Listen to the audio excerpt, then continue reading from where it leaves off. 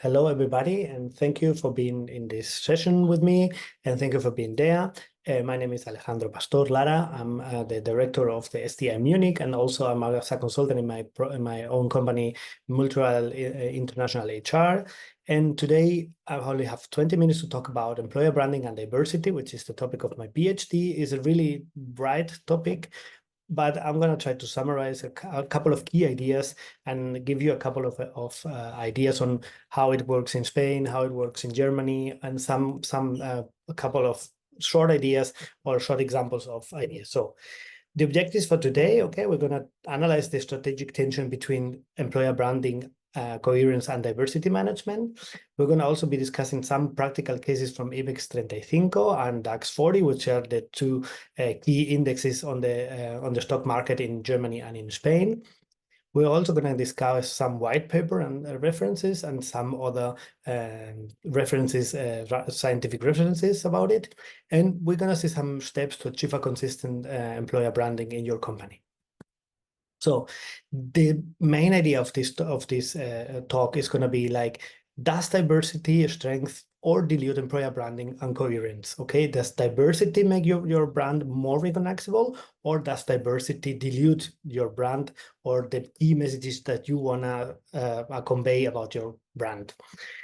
This idea comes from, if we look at the typical description of what is employer branding and what is diversity, if we think about employer branding or any kind of branding, what we try to do always is like to unify your employer value or your employer value proposition. So you try to give just one message, one consistent message. This is me, this is my company, and these are my cultures, and this is my culture, and these are my values. On the other hand, if we look at diversity, the idea is not to have only one message, but it's to value identities, to value experiences, to value cultures, genders, etc. So on one hand, we have only one idea of, okay, employer branding is just something that we try to do only on one direction, only one message, one key message that unifies the whole company, and we're trying to align all the employees under this message. Or we try to do diversity, which is we actually try to give everyone of in the company some space.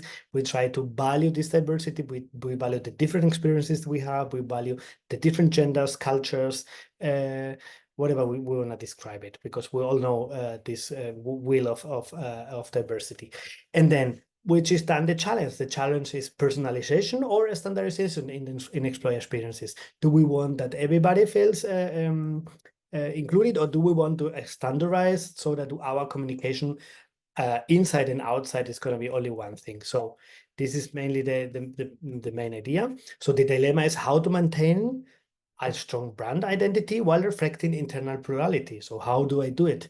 Okay, and in this thing, I mean, we have to also think about that corporate brand influences not only the internal communication but also the external communication. On one hand, we have corporate brand who influences our internal brand and influences the way we align our employees, especially our employees that are in direct contact with customers, and they are our ambassadors in front of potential or current customers. But on the other hand, corporate brand is also influences the external communication of my company, because it shapes the brand of employer that I have. It shapes the way I portray myself as a future employer. And then that's why it influences also how potential employees, also current customers or potential customers who can also be potential employees, how they see me, how they perceive me, and if they want to work in my company or if they want to apply it to my company. So as we see, employer branding and corporate brand, they're really related concepts, and employer branding has to do with internal and with external communication, because it influences both kinds of communication. If we see to some paper data or some white paper data, so we see, for instance, in InfoJobs, which is one of the biggest web or apps for looking for a job in Spain, they say that 74% of Spanish candidates consider diversity as an inclusion as a key factor when evaluating a job offer. So it is some kind of how can I say it? It is in the future employees, or your future employees really value diversity still. Or 78% of employees in Spain say that the reputation of a company as employer directly influences their decision to stay within. It's not only about future applicants, but also the idea of retaining your employees is really important. If we look at some German data, for instance, we see that German employees say that a strong employer brand with visible diversity initiatives increases their engagement and loyalty. So 80% of the German employees value diversity and diversity initiatives. And 73% of job seekers in Germany would not apply to a company perceived as lacking of diversity, which is come from LinkedIn Germany Talent Solutions. So if we see, in order to retain talent, but also to acquire new talent, you really need to portray, or the new employees, or the new generations, or your future employees really value this idea of having a open company, having some kind of diverse company, having a company that values the different talents and the different experiences we have, or the different kinds of people that we have in our organization. If we also look at other scientific research, for instance, we have a lot of scientific research done in this matter, joining diversity and employer branding, saying that diversity does not dilute your company, but it enlarges the way your company is perceived outside. So, for instance, we have these companies with well-implemented diversity policies project an image of an innovative and socially responsible employer, which strengthens the employer branding, which is really, there is a link between portraying your culture, portraying your open, inclusive culture outside and inside to retain your talent, but also to acquire new talent, so that you can get the kind of talent you need for your company. If we look, for instance, and we're going to look now to a couple of examples. For instance, we all know SAP, which is one of the biggest software companies in the world. They always have this idea of employer branding because they're a software company. They have this idea of we help the world run better, or we improve people's lives. So this idea of improving, or of giving some solutions, and giving to the people some solutions. This is their employer branding at the moment, but they also use, and really clever, some sub-narratives to include some kind of people that are working in there, or to show their diversity in their company. For instance, we have this sub-narrative of neurodiversity, where they say different minds, better solutions. Okay, we have still this idea of solution. We are a company that offers solutions to our customers, but also we have this idea of these different minds to get better solutions. If we also look at the other sub-narratives that they also use in regarding age and expertise, so experience meets disruption. So it's also idea that different experiences, different ages, different expertise, junior or senior people in your company, they all meet this disruption. Okay. On the same thing, we have, for instance, the idea of Accenture, this consultant. They say, for instance, no hay dos personas iguales in Spain. There's no two people that are the same. So they value this diversity. They recognize there's no two people that are the same at our company, and we really value this idea of diversity, of being an open company. And for instance, one interesting thing is what Repsol does. Repsol is the biggest petrol company in Spain. Is one of the big players in the world, and their company, so they produce energy, and their employer brand is like something like Energía para Todos, so energy for all of us.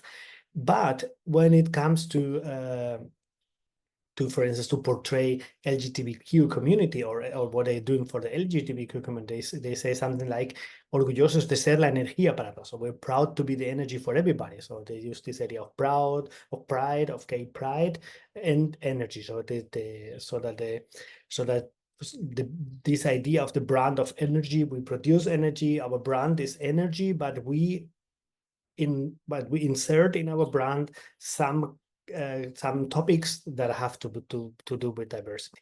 The same happens with their internship programs. The internship programs is called Programa Talent Energy or Program Talent Energy. So it's this idea of talent and energy. So we produce energy, but this talent also is the one who produced the energy. So as you see, the companies are trying to portray in some aspects or in some way that they are that they are open companies and that they really try to include everybody or to include the different experiences, the different identities, the different diversity that they have in their staff.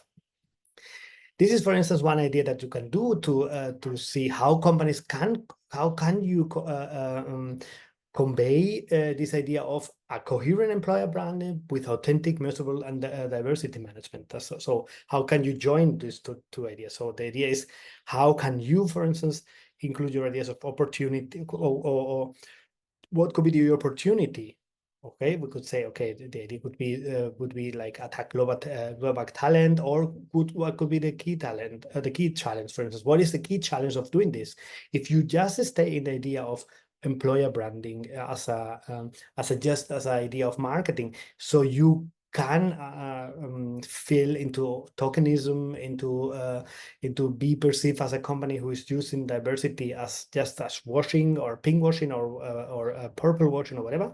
You also have to think about, if you really want to improve your employer branding, you really need some allies, for instance, employer resource groups or tech partners or your leadership or your stakeholders. You have to include them so that they also portray a real employer branding or that they portray your real culture, so that your culture, the culture that is been living in your company, is more touchable, is more tangible. Okay, it's not that you avoid this idea of, okay, I'm using the diversity that I have just as idea of to meet my KPIs or just to portray myself in a way that is just marketing. Okay, and then what actions could you implement? There's a lot of actions like I don't know, like AA driven inclusion storytelling, like using your own employees as influencers, as company influencers. There's a lot of companies doing this at the moment. For instance, in Germany, McDonald's is doing this, so it's showing their daily life or the normal employees in the restaurants. I also have seen it in the German army, for instance. They're using some of their most young members who are really active in Instagram, showing what is a normal life when you join the army in Germany.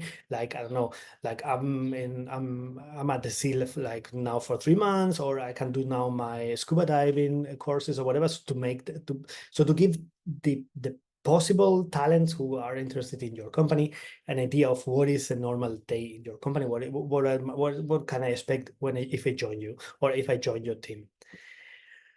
And then if you think about 6 steps of how to achieve a consistent employer branding, then we have here, for instance, the most important thing is internal diagnosis and analysis. So you have to analyze yourself. You have to know yourself. You have to see, okay, what are my values? What do I stand for? What is my company, or what does my company stands for? Okay, and then you can, of course, identify your strengths or your areas of improvement. Okay, it's also okay to say, okay, we know as a company that in this area are areas where we want to improve in the future, because it gives the future candidates a more, how do you say it, the idea that you are a more credible company. Okay, then you really have to define an inclusive employer value proposition. So what is your employer value proposition? What do I offer you if you join me? Okay, what do I think? What can you expect? Okay, this is my proposition for you, and in this proposition you really have to include your diversity, your inclusion, and what are you doing for it? Not just for 1 month, for instance, if it's a Pride Month, not just for, I don't know, for International Women's Day. So try to show what you do the whole year. Okay, then we have segmented and authentic communication. Okay, you have to tailor your employer branding message to different groups, also to gender, as we've seen in the other examples. So they were trying to to convey the messages to LGBTQ people, to young people, to more senior applicants, so that people understand, okay, I'm welcome there, okay? And because not everybody's gonna get your messages. And at the same time, use real testimonials from diverse employees. So use your workforce to give an idea of being more real. Okay. Training and awareness. This is always the key point. Okay, you have to implement training programs and on unconscious bias, on inclusive leadership, and all those things in all levels. Don't forget, not only because this is something that every company does, okay, we just train the white collars, but the blue collars are not trained. And the blue collars are also your allies, also your ambassadors. They also talk about you with their colleagues, with their friends, and with all their family. So they can also help you. So, but companies tend to think, okay, if I do awareness, if I do training programs, I just train the upper class or the upper part of my company. Okay. And then it's always important measuring and monitoring. Okay. Establish specific diversity and inclusion KPIs linked to employer branding objectives and periodically review it. Okay. But this is something you all do in your companies. It's like what you can measure, you can manage it. Okay. It's important to manage it. It's important to establish KPIs related to inclusion and diversity, and also to some employer brands. But also they have to be these KPIs. They have to be realistic. Okay, it can be like, okay, I wanna have, I don't know, a lot of more I don't know, neurodiverse people in my company if I don't even have the infrastructure so that these people can be welcome, so that these people first of all, my first KPIs would be, okay, I wanna create this space so that neurodiverse people can work in my company, for instance. This would be the idea. Okay. And of course, visibility and recognition. So give visibility to success stories or of diverse employees, or publicly recognize your diversity achievements. It gives you the idea of we are doing it onwards, and not for this Pride Month in June, or not for International Women's Day, or not for some kind of international day. So just do it all over the year and give visibility to everything you do in this matter, because it gives you a credibility in front of your actual staff and your future staff or your future employees. And then, since I had not so much time, this would be, for instance, my last conclusion. Okay, so as we've seen, integrated employer branding and diversity is key for modern business success, because as we've seen in white paper, but also in research, a big amount of talent really values open companies, inclusive cultures, where everybody has something to do, where psychological safety is guaranteed, where people can include themselves. Okay, brand coherence, okay, is important, of course, because you have to be recognized outside, but it has to be communicated externally and must be lived internally. So what you communicate on the outside, you have to live it afterwards, because afterwards, when people come to work to you, then they're going to be disappointed. Diversity enriches company culture and strengthens the employer brand's appeal. This is that we've seen it, okay? Because you can, with diversity, you can reach other people. You can reach a different amount of talents that are important for your company, okay? Authentic employer experience drives a strong employer reputation, okay? Because it makes your culture more tangible. It makes you more credible. Customer-facing staff connect internal with external perception. We've seen it in this diagram that we have. So the staff who is facing the customer, they are your representatives in front of future companies, and they portray your culture. So they are really important. It's really important that they are really aligned with your employer branding. Okay, inclusive employer branding helps attract, engage, and retain diverse talent. And diverse talent is more innovation and is more innovative solutions for your company. Strategic diversity management boosts innovation, satisfaction, and performance. We've seen it through this presentation. And the challenge for leaders and for all of you is to make diversity real and to make diversity a lived experience. And diversity does not have to be a message. It's okay to make these messages, but what you portray, you have to live it in your company, because otherwise your employer branding won't be something real. It would be just some kind of sentence written on a wall or written on your webpage. I thank you all for listening to me, and it was just 20 minutes, I know, and I hope I could give you a couple of ideas and a couple of ideas. And if you wanted to stay in contact with me, or if you have some kind of comment, discussion, or whatever, feel free to contact me. My LinkedIn is Alejandro Pastor 2, also with the Swiffer. Please feel free to contact me, and happy to see you in the next conference.